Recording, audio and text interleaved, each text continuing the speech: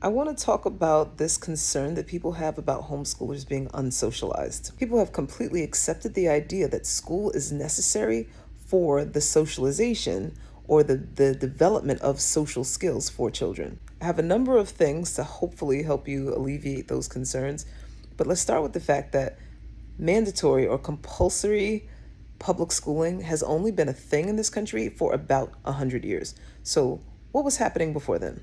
Do we believe that as a human species, we lacked socialization skills because we weren't forced to attend school? I've been working in New York City public and charter schools for about 20 years as teacher, leader, and now consultant. Phrases that echo throughout school buildings throughout the nation are turn your voice off, be quiet, your parents didn't send you here to socialize. I have yet to work in a school, and I've worked in many, that has prioritized the development of social skills in children. They have, however, emphasized children's ability to comply and conform to adult authority, not teamwork, not effective communication, problem solving, or conflict resolution with peers. Instead, there are a million ways to hold children accountable and to track their ability to respond to authority.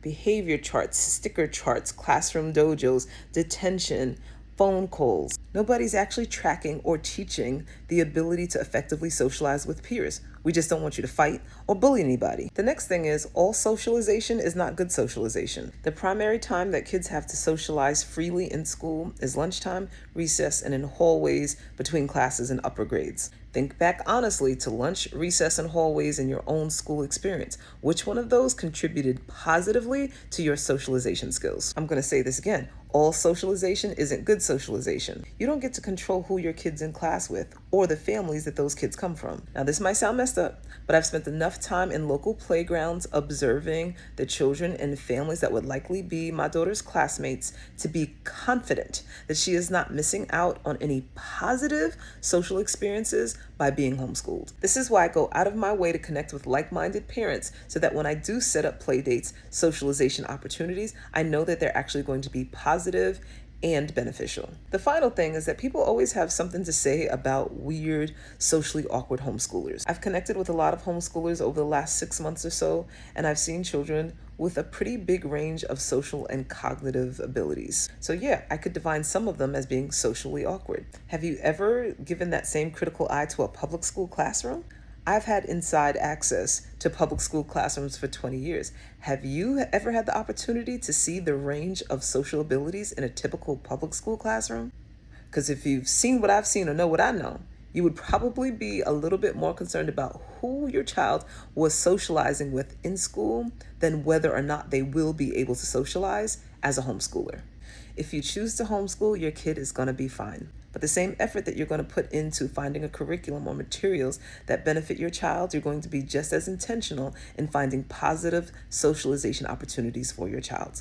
I just want to make clear that this post is not attacking people who choose public school. I fully understand that full-time working families need the free childcare, if nothing else, that comes along with public school, even if you wanted to do something different. Or maybe you loved your own school experience or found an amazing school for your kid. The point was to poke holes in this idea that homeschoolers, that the act of homeschooling creates weird or socially awkward children.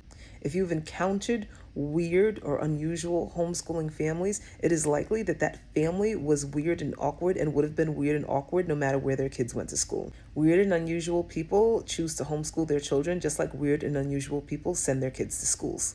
The act of homeschooling doesn't create weird and socially awkward people, just like the act of sending your kids to school doesn't create a whole generation of socially advanced students. Homeschooling is not social isolation. We still have friends and family and play dates and parks and extracurricular activities and technology.